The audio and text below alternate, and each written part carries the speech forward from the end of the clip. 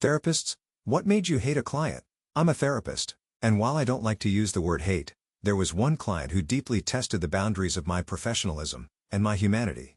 Let's call him Eric. On paper, he was a successful man in his early 40s. Charming, confident, intelligent, the kind of person who looked you in the eye and smiled like he already knew your secrets. He came to therapy voluntarily, or so I thought at first, for what he described as interpersonal difficulties. It didn't take long for the mask to crack. He liked to talk about power, not in the abstract, but in real, intimate detail, how he manipulated people into loving him, how he carefully dismantled their trust until they had no one but him to turn to. He boasted about the way he gaslit an ex until she had a breakdown. Smiling, he told me how he timed it so she'd have no one around when it happened. He didn't ask for help. He didn't want to change. He wanted validation.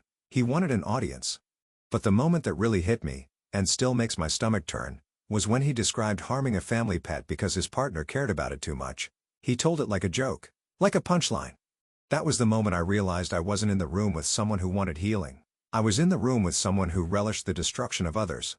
I didn't hate him, not in the fiery, impulsive way you might hate someone who cuts you off in traffic or betrays a friend. It was colder than that, a quiet revulsion, a crawling sensation that stayed with me long after he left.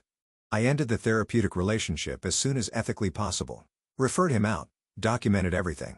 And I took a long walk that night, because part of therapy is processing your own reactions too. We're taught not to judge, to hold space, but sometimes, the most human thing you can feel is disgust.